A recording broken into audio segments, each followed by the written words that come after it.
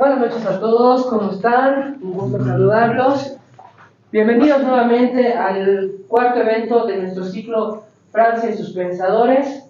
Como saben, en esta oportunidad vamos a hablar de René Dumont y André Gorz, quienes fueron pioneros de la ecología política.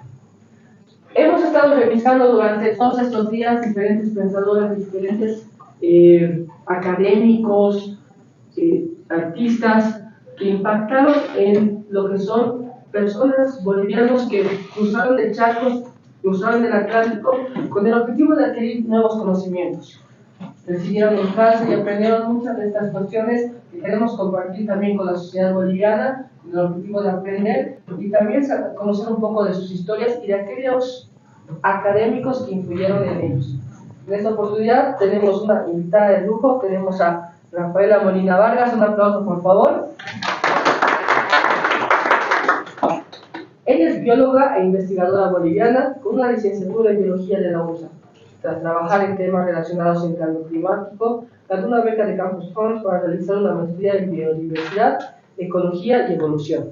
Posteriormente obtuvo una beca del IRD para realizar un doctorado en sistemas complejos y ecología, ambos de la Universidad de Sorbona. Su tesis se centró en la deforestación de la Amazonía boliviana, abordada desde una perspectiva socioeconómica. Como les comentaba, ella nos va a hablar de estos dos personajes, el impacto que tuvo en los estudios que ella realizó y su importancia en la academia tanto mundial, francesa y también aquí en Bolivia. Muchas gracias, Rafaela, por darte el tiempo y bienvenida. Muchas gracias por el espacio a la Alianza Generación Bicentenario y a Campus France. Y bueno, voy a justamente hablar un poco de estos dos personajes que son bastante cercanos por el área en el que yo me desarrollé y los conocí justamente en una materia cursando la maestría en Francia, al menos a René Dumont. Él fue un francés nacido en Cambrai y justamente es ingeniero agrónomo, eso es algo que lo hace bastante cercano a mi área, además sociólogo. Y bueno, un poco para entender su historia, lo voy a hacer como una narración de una historia de ambos. Él es hijo de un profesor de ingeniería agrónoma igual y su abuelo fue fue campesino, fue productor. Entonces eso influyó mucho en la vida de él y es lo que me acercó primero a entenderlo a él y fue probablemente el pionero de la ecología política en Francia.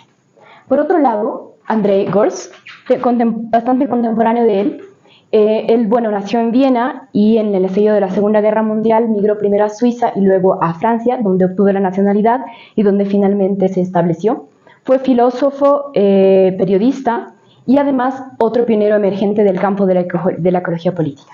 Voy a narrar un poco las dos historias porque tienen historias diferentes, posiciones diferentes que van evolucionando para ver cómo en ciertos puntos convergen y qué de lo que dejaron los dos es aún útil y vigente para nuestros días. Empiezo con René Dumont. Él nace en 1904 y empieza a promover, mientras comienza sus estudios de ingeniería agronómica y a empezar a trabajar, empieza a promover durante una larga época la mecanización de la agricultura. Fue uno de los primeros que habló de incrementar la productividad y de modernizar la agricultura en Francia. En estos tiempos, entonces, hablaba de la utilización de la mecanización y de fertilizantes químicos, incluso tomando de ejemplo en muchos de sus artículos y estudios la agricultura estadounidense con los monocultivos y los agroquímicos para potenciar la productividad, evaluando estos resultados como positivos y promoviendo incluso en la elaboración de planes y propuestas para mejorar esta productividad en la agricultura francesa. Después de acabar, él viaja a Vietnam como parte de sus estudios, como una experiencia profesional para especializarse, y pasa 3 años ahí. Comienza su trabajo en los cultivos arroceros del Tonkin, siempre fue muy apasionado por entender justamente la agricultura en muchos otros países y creo que eso es algo que al final le da una profundidad interesante a sus análisis y trabajó entonces en estos cultivos arroceros del Tonkin que le fascinaba por la cantidad de arroz que producían y por la importancia que tenía local y global este grano para alimentar a la población y bueno, es el actual norte de Vietnam, ¿no? Pasó 3 años ahí, como les decía, que le permiten comprender e involucrarse no solo en la agricultura, en las técnicas que utilizaban los agricultores, que eran muy diferentes, y las valora, sino también en las limitaciones y las condiciones de vida de los campesinos, que es algo que lo marca mucho y con lo que publica su primer libro, que era La cultura del arroz en el delta del Tonkin, que fue muy elogiado, no solamente porque justamente era el primer libro de la agricultura del arroz en Vietnam y para Francia, sino también porque era una mezcla de agronomía, de sociología e incluso de etnología, porque intentaba entender justamente todo este sistema, no solamente cómo se producía, sino todo lo que implicaba y la vida de los agricultores, y marcó mucho esta sensibilidad para entender al agricultor e incluso bueno, las brechas que existían. Justamente le permitió llegar a entender y constatar que la colonización estructuró los sistemas agrícolas, muchas veces para la exportación en el norte, mientras las poblaciones locales sufrían pobreza, hambre y condiciones mucho más duras para la producción y para la vida. Constató justamente, fue uno de los primeros en constatar desde estas ciencias la brecha norte-sur en el mundo, especialmente para la agricultura y en los agricultores. También plasma condiciones de este sistema agrícola. Se dice que posiblemente a partir de él empieza a desarrollarse esta agronomía comparada, que permitía comparar los sistemas sin este sesgo muchas veces colonial o jerarquizador de ciertas técnicas como buenas, modernas y positivas y otras negativas, porque empezaba a rescatar y valorar técnicas locales de los campesinos. Y a la vez, esta cercanía al sistema lo llevó a llamar a los campesinos, a los agricultores, los condenados de los tiempos modernos. Esto entonces marca una inspiración y un giro fuerte en su visión, que seguía siendo modernizadora, porque seguía pensando que había que modernizar la agricultura, incluso en Vietnam, que había que asemejarla un poco más al tipo de agricultura estadounidense, pero empezó a ver estos matices geográficos y esta diferencia norte-sur y cómo podían estructurar procesos como la colonización, formas productivas diferentes. Después, durante toda esta época, de 1933 a 1934, fue profesor de ciencias agrícolas en París, mientras seguía realizando muchos viajes. Viajó mucho a África, a China, intentando comparar, rescatar y entender los sistemas agrícolas en el mundo. Así también, en este tiempo, se vuelve un referente fundamental de la agronomía, justamente hablando de estas brechas, siendo experto para las Naciones Unidas y para la FAO en agricultura, y colaborando mucho en informes para entender, por ejemplo, la agricultura en África, buscando esta lógica de la sostenibilidad, además, y hablando incluso de la descolonización del desarrollo agrícola, también con enfoque en África y otros países. Entonces empezó a incorporar en sus análisis no solo los sistemas productivos y agrícolas, sino cómo entenderlos y mejorarlos, entendiendo estas asimetrías. Por otro lado, en 1972 es un hito que marca también profundamente y da un giro importante a su visión, que es sale el informe de los límites, y aquí voy a parar para recomenzar la historia de André Gorz, quien parte desde otro punto y vamos a llegar a este mismo punto de confluencia. Él, bueno, nace años después, en 1923. En 1946 conoce a Jean-Paul Sartre, que es algo que marca también bastante e influencia mucho su filosofía y cómo desarrolla sus ideas después, el existencialismo de Sartre. Fue muy influenciado justamente por este existencialismo, porque se cuestionaba el lugar y la forma del individuo, pero sin dejar de considerarlo dentro de un sistema social y condicionado por ciertas determinantes materiales. Y él entonces se preguntaba, entre esta relación individuo-colectividad, cómo es que, por ejemplo, la sociedad se aliena al individuo y a la vez cómo puede liberarse de estos determinismos que le impone la sociedad. Escribió, por ejemplo, en la revista Los tiempos modernos de Sartre, y también escribió fue Sartre quien escribió un prefacio de un libro autobiográfico de Gorz, El traidor, en que empieza a autodefinirse justamente dentro de un contexto como migrante, como luego se sentía muy francés, y dentro de este sistema social siendo un individuo. Si bien este fue sus inicios, el existencialismo marcó un poco su visión con respecto a temas más ecológicos y la agricultura. En 1964 funda la revista El Nuevo Observador, que se mantiene hasta ahora, y empezó justamente incluso a oponerse desde su escritura a una izquierda que también era productivista. La diferencia justamente de René Dumont no parte de un productivismo, sino empieza a cuestionarla desde el inicio. Incluso la izquierda, que en ese entonces también apoyaba y promovía ese productivismo tradicional en la agricultura.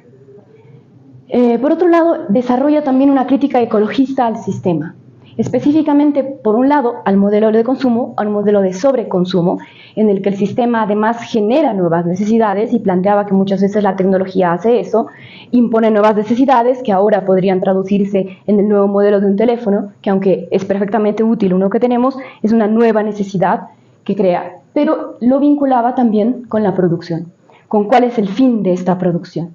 Y él planteaba que para la ecología no es solamente una cuestión individual, pero además que puede afectar la cuestión del trabajo, sino que esta alienación puede llevar a un consumo excesivo que se vincula justamente a la producción de base. Por otro lado, planteó algo que es muy interesante y que lo voy a retomar en lo que podríamos rescatar y se vincula a otros intelectuales, que es la norma de lo suficiente. Él planteaba que debería, justamente para evitar este sobreconsumo y estas necesidades falsas o inventadas por el sistema de sobreconsumo y sobreproducción, que debería haber una regulación individual y colectiva, porque él planteaba que las dos dimensiones eran muy importantes, pero basada en las necesidades. Y por eso planteaba que debería haber una norma de lo suficiente, un mínimo y máximo de lo suficiente regulado individual y colectivamente. En este sentido, por ejemplo, es una pregunta, un párrafo que voy a retomarlo igual después, que es una cita de lo que él decía, por eso es necesario, ante todo, plantearse la cuestión con franqueza. ¿Qué queremos? ¿Un capitalismo que se adapte a las exigencias ecológicas o una revolución política, social y cultural que elimine las restricciones del capitalismo e instaure de este modo la nueva relación de los seres humanos con la colectividad, el medio ambiente y la naturaleza? Entonces planteaba de alguna forma el replantear las relaciones que tenemos como seres humanos con la naturaleza, el ambiente, de una forma bastante profunda y estructural. Y eso lo escribe en un artículo llamado Ecología y Política. Por otro lado, justamente en 1972 es el hito que marca de alguna forma a ambos y que me permite unirlos, que es que sale el informe de los límites del crecimiento. Fue un informe comandado por el Club de Roma y que lo que pretendía fue una conjunción. Sí, justamente. Aquí es donde uno las dos líneas de tiempo de René Dumont y André Gorz, donde este punto en particular fue algo importante para los dos. Los límites del crecimiento surgen de una preocupación por la degradación ambiental, por el medio ambiente y sobre los debates del crecimiento acelerado que se estaba dando, que empiezan a surgir en esa época, mezclado con la posibilidad de hacer simulación informática con los datos. Y entonces surge este informe de los límites del crecimiento, también llamado informe de Meadows, y lo que decían eran básicamente tres cosas. Primero decía que el crecimiento exponencial que se estaba dando en estos años, en los años 70, era insostenible, porque el crecimiento está siendo exponencial mientras el mundo, los recursos naturales, son limitados. Entonces, que ese nivel de crecimiento era insostenible. Por otro lado, que de mantener la trayectoria, ellos proyectaban en los 70 que un colapso estaba pronosticado para el siglo XXI, para finales del siglo XXI. Y finalmente, que sería posible alcanzar un equilibrio ecológico y económico sostenible si se reducían estos niveles de crecimiento, y además el mismo informe marcaba ya una diferencia en países más desarrollados o menos, porque no había el mismo nivel de crecimiento ni desarrollo en todos los países, entonces tenía que ser justamente proporcional a eso. Estos son los resultados más importantes del informe, que generan impacto en estos dos pensadores de formas distintas. Para René Dumont fue un choque bastante fuerte, porque hasta este entonces hablaba principalmente de la distribución de los recursos naturales y de la agricultura que sea más equitativa, pero no se preocupaba tanto en los límites ecológicos, los recursos naturales, y que hay un límite planetario, justamente. Entonces, lo hace cambiar mucho su posición, lo hace darse cuenta de eso, Y entonces empieza, el que fue considerado el primer productivista de Francia, empieza a retroceder en sus posiciones. Y entonces empieza a adoptar una postura más crítica a este productivismo ilimitado e incluso a la lógica de sobreconsumo. Entonces cambia esta su posición de favorecer y de promover esta agricultura mecanizada, ultraproductiva del modelo de Estados Unidos, para empezar a ser crítico con eso mismo, con las lógicas del consumo que están detrás y que están promoviendo esta productividad. En cambio, André Gorz, para él, este informe es insuficiente. Este informe, basado en esta su crítica a un sistema que promueve este crecimiento y que además favorece el enriquecimiento económico principalmente, él considera que es insuficiente y que mientras que no es suficiente cambiar o reducir el crecimiento, sino la estructura que genera que las ganancias tengan que ser el fin último. Aquí, por ejemplo, podemos ver que desde sus diferentes trayectorias y con sus diferentes posiciones, llegaron a un hito en el que tienen una posición ligeramente diferente, ¿no? Y claro, André Gorz plantea justamente de forma muy explícita que para lograr esta sostenibilidad no basta con reducir el crecimiento, sino cambiar la estructura del sistema, que es el sistema capitalista. Así, después de este hito, para ambos, René Dumont cambia bastante esa su lógica y publica uno de los libros más conocidos de él, que es La utopía o la muerte. Además, un año después de eso, se postula como candidato presidencial. En este libro, él empieza justamente a hacer esta crítica muy dura a la lógica de sobreconsumo, a la lógica productivista que él mismo había promovido años antes, y contrasta además estas realidades duras de pobreza en ciertos países, mientras hay un crecimiento y desarrollo desmedido en otros. Introduce estas brechas para entender este sistema dual a la vez de consumo y de contradicciones. Y además fue uno de los primeros, así como fue uno de los primeros en hablar de aumentar la producción agrícola, también después de este evento fue uno de los primeros en describir la globalización y los efectos negativos que podía tener justamente en esta brecha norte-sur, ampliándola. Entonces incorpora esta lógica, también llega de alguna forma a esta primera crítica de André Gorz del sobreconsumo y la sobreproducción, incorporando además esta dimensión de la brecha norte-sur.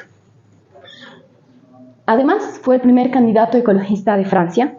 Es por eso que además se lo utiliza con la lógica de una ecología política, en el sentido de que fue alguien que trabajó intelectual desde las ciencias más agronómicas y sociales con esta crítica de la ecología, pero además decidió postularse como candidato presidencial. Fue el primero que abrió, consiguió muy pocos votos, un 1% y un poco más, pero marcó esta diferencia de incluir en el debate público y político el tema ambiental, el tema ecológico como un quiebre, ¿no? Como algo que se tiene que incorporar y dentro de la agenda política, social y económica.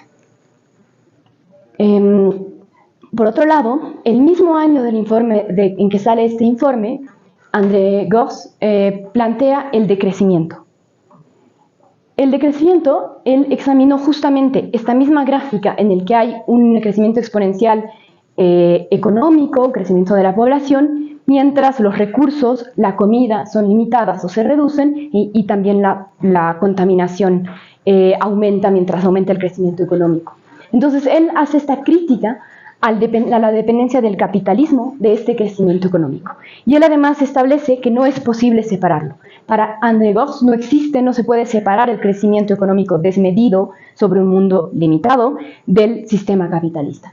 Entonces él se pregunta justamente si en 1970, su pregunta esta que les comenté, de hacia dónde vamos, si qué queremos, si es realmente posible compatibilizar el sistema o cambiarlo estructuralmente, no es retórica. Para él es un llamado urgente a cuestionar esas estructuras que realmente estaban determinando, afectando el bienestar humano y ecológico, priorizando lucro y acumulación económica.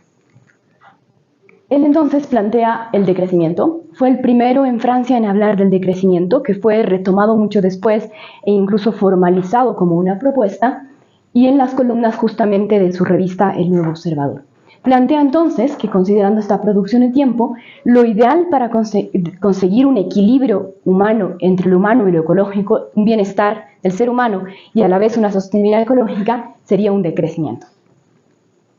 Además, llega a plantear en Ecología y Libertad, en 1975, que la combinación de las preocupaciones sociales y ambientales debería llevar a esta sociedad en equilibrio sin crecimiento. Decía eso, una sociedad en equidad sin crecimiento. Y también, aquí justamente vuelvo a su pregunta, que no era retórica, sobre qué es lo que queremos, un capitalismo un poco más adaptado o realmente una nueva relación entre seres humanos, colectividad, medio ambiente o naturaleza. Y él, además de eso, además de plantear el decrecimiento, plantea el ecosocialismo. Es uno de los precursores en Francia de hablar de estos temas y de incorporar también la ecología en posiciones políticas como estas. Para él, el enfoque ecosocial justamente dentro de esto consiste en preguntarse cómo es que hemos podido llegar a este punto. ¿Cómo es que hemos podido llegar a este punto en que un sistema sigue sin priorizar los impactos ecológicos y sin priorizar el bienestar humano de forma equitativa?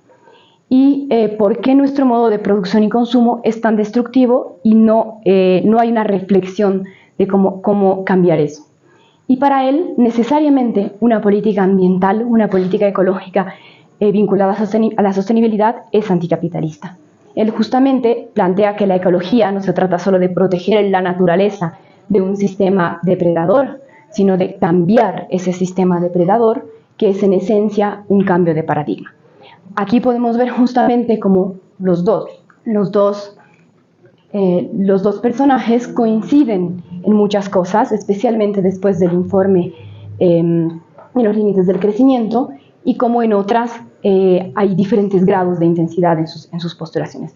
Finalmente, René Dumont muere en 2001 y André Gorz en 2007. Y con esto, al terminar un poco las posiciones de ambos, puedo definir qué es la ecología política, que es en lo que ambos fueron pioneros, ¿no? La ecología política es un campo interdisciplinario que vincula conceptos de ecología y de economía política y que lo que intenta es entender cómo es que las consecuencias ecológicas, los problemas ambientales, están en relación a estructuras económicas, sociales y de poder.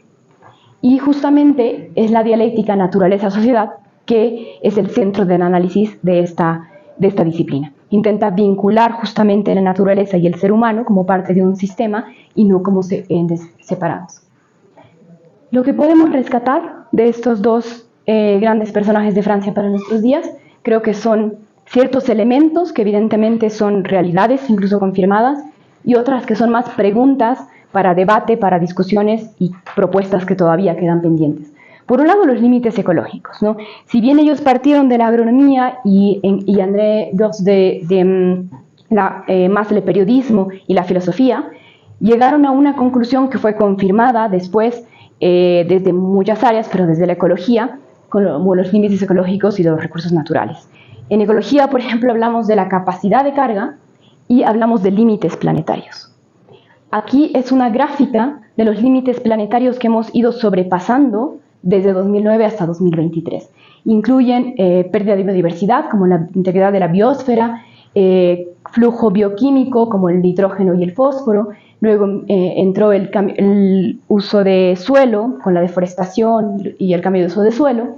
Y cambio climático, que lo sobrepasamos, los años ya sobrepasados desde 2019 y se incrementó mucho más. Entonces son 9 límites planetarios que se establecieron y en los que podemos ver cuantitativamente cómo han ido sobrepasándose aún más hasta 2023. Por otro lado, justamente algo que va muy de acuerdo con lo que André Gorz planteaba de esta mínimo suficiente sería, ¿existen límites planetarios en el otro sentido? Es decir, si hay límites planetarios que sobrepasamos, porque estamos sobrepasando la capacidad de regeneración del planeta, ¿hay límites en el sentido de los seres, un mínimo que los humanos deberían tener? ¿No se debería hablar también de un mínimo de recursos y servicios que todo ser humano debería tener para vivir dignamente? Y es justamente algo que va a lo que planteaba André Gorz de la norma de lo suficiente. Y es lo que se llama como la dona de la equidad, en el que hay un espacio justo y seguro, tanto para la humanidad como un desarrollo económico inclusivo y sostenible ecológicamente, que es justamente algo que surge después, pero que va perfectamente alineado a lo que planteaba ya en ese tiempo André Gors. Por otro lado, otro elemento clave que dejan y que es necesario discutir es la insostenibilidad del sistema. Por un lado, hay igual posiciones que pueden ser encontradas aquí, porque muy fácilmente, al hablar de antropoceno, por ejemplo, se dice es la especie humana el problema. Somos los seres humanos como especie contra la naturaleza. Los seres humanos destruyendo el mundo y una oposición humano-naturaleza, como especie contra la naturaleza. Y en realidad, justamente, otras posiciones plantean que hay una heterogeneidad dentro de la especie humana. No es desde que fuimos catalogados como Homo sapiens sapiens que empezaron los problemas ecológicos, sino desde cierto sistema económico, que es algo de lo que planteaba también André Gors. Y que además hay desigualdades dentro de la distribución de los recursos, incluso en un sistema general que pasa los límites planetarios. Hay diferencias entre países y entre poblaciones de quienes se benefician más de esto, y es también lo que resulta, por ejemplo, del informe de la Oxfam, en que el 10% más rico produce más o menos el 50% de las emisiones de gases de efecto invernadero del cambio climático a nivel global. Entonces, la pregunta ¿es la especie o es un sistema que produce a la vez asimetrías y desigualdades y a la vez insostenibilidad ecológica? Y eso justamente nos lleva a retomar este aporte de René Dumont de la brecha norte-sur, tanto en agricultura como en temas ecológicos y sociales, y que nos permite ver con datos igual confirmados más recientes. Por un lado, esto es la deuda ecológica. En verde son los países que producen más recursos naturales, más servicios ecosistémicos de los que consumen, es decir, son servicios ya sea para exportar, pero más de los que consumen, y al revés, en rojo y los matices de rojo son los países que consumen más recursos y servicios ecosistémicos de los que producen. O sea, hay un déficit y una reserva ecológica. Y también se puede ver que justamente hay asimetrías. En general, lo que se conoce como el norte global está en rojo, que consume más de lo que produce, y al revés, el sur global en verde. También se refleja esto en la vulnerabilidad. Este es un mapa de vulnerabilidad frente al cambio climático que incluye un índice medio complejo de no solo exposición a eventos extremos y demás, sino también desigualdades, pobreza y capacidad de reaccionar, y se ve un patrón similar que en general en el sur global hay los países más vulnerables que están en rojo y los países del norte que están que son menos vulnerables. Y entonces muestra otra vez estas diferencias y asimetrías norte-sur que son parte de lo que notó René Dumont desde ese entonces. Y finalmente, el decrecimiento, que es un planteamiento que fue fortaleciéndose a partir de ahí en muchas corrientes y que planteaba esta posibilidad de en realidad no solo dejar de crecer, sino empezar a decrecer, y que probablemente debería alinearse con la lógica con la brecha norte-sur, porque surgen las dudas de un país que no tiene, que los niveles de pobreza y de hambruna son altos, cómo puede dejar y reducir el crecimiento si ni siquiera ha logrado ese bienestar en la población. Y entonces se plantea el decrecimiento, y la pregunta que plantea André Gors, que para mí es un debate abierto, es decrecimiento diferenciado y ecosocialismo. Y bueno, con esta pregunta termino, con las citas de André Gors y René Dumont. ¿Qué queremos? ¿Utopía o muerte? Y esa fue la presentación. Muchas gracias.